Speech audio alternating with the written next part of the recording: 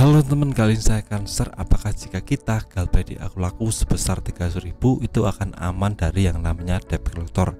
Nah, di video kali ini saya akan bahas tuntas, jadi mohon simak video ini sampai habis. Nah, pertama-tama untuk masalah ditagih debt collector itu adalah salah satu dari resiko jika kita melakukan galbay atau gagal bayar di aplikasi akun laku. Jadi kita sudah pinjam di aplikasi akun laku tapi tidak dibayar dalam jangka waktu tertentu, misalnya 1 bulan, 2 bulan, 3 bulan, atau 1 tahun, itu akan ada resiko-resiko yang akan ditanggung. Misalnya kita akan ditelepon 3 kali sehari dari customer service dan nantinya kita akan ditagih oleh debt collector. Nah, untuk masalah penagihan debt collector ini tidak serta-merta datang ke rumah teman-teman ya teman. Jadi ada kriteria-kriteria khusus. Yang pertama, yang jelas teman-teman punya tagihan di atas 2 juta, itu jelas akan ditagih teman. Nah, kalau cuma 300.000 gimana bang?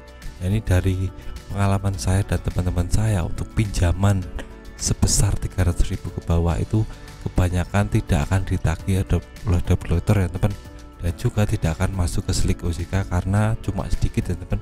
Jadi tidak banyak seperti 2 juta ke atas seperti itu.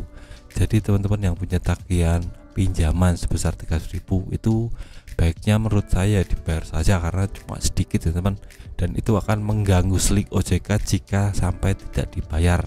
Dan menurut saya tidak akan ada debt collector yang akan menagih karena cuma sedikit ya teman, apalagi ditambah jika teman-teman domisilinya di sekitar pegunungan atau di desa-desa terpencil, itu kemungkinan besar juga tidak akan ditagih karena debt collector akan membutuhkan akses yang lama, akan membutuhkan waktu yang lama untuk bisa mendatangi teman-teman.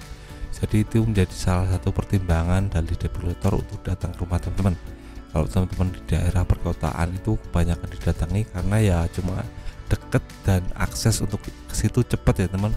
Jadi tidak seperti daerah pedalaman atau pegunungan itu mau nyampe ke rumah teman-teman saja sangat susah sekali.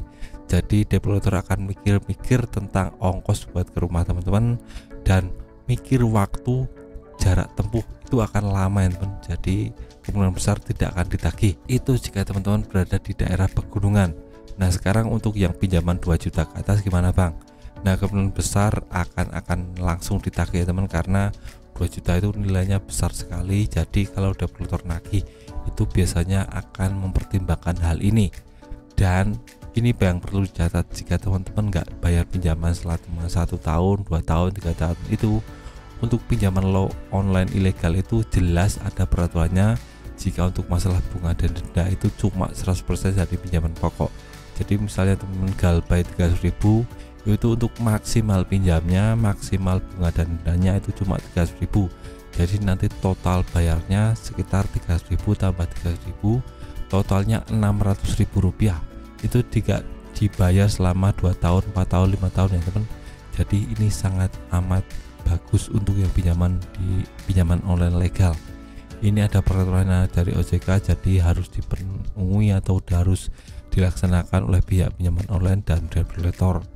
Jadi ini bisa menjadi angin segar buat teman-teman yang sekarang melakukan galbay atau gagal bayar. Gak usah takut, gak usah cemas, gak usah khawatir, karena nanti maksimalnya yang harus kita bayarkan itu cuma 2 kali dari pinjaman pokok. Jadi tidak banyak sekali, tidak 2 kali lipat, tidak 3 kali lipat, 4 kali lipat, tidak seperti pinjaman online ilegal. Nah, kalau pinjaman online ilegal itu sudah resmi dilarang negara karena untuk bunga dan dendanya itu mereka bikin sesuka hati mereka. Jadi tidak seperti pinjaman online legal yang sudah ada peraturan dari OJK dan harus menaati peraturan itu ya teman. Jadi jelas di sini jika teman-teman punya pinjaman 300.000 itu kemungkinan besar tidak akan didatangi debt collector.